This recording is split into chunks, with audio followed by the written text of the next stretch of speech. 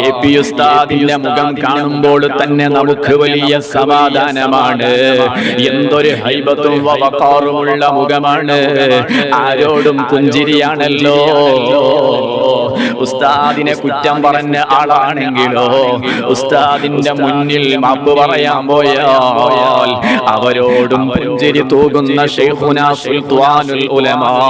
അവിടുത്തെ മനസ്സിന്റെ ശുദ്ധി കൊണ്ടല്ലയോ അല്ലാഹു വലിയ സ്ഥാനം നൽകിയത്.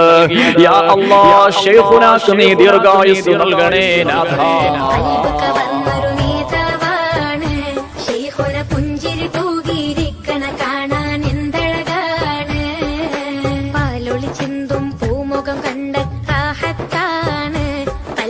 മുഞ്ചി നിറഞ്ഞൊരു ആദർശത്തിൻ സുൽത്താനാണ്.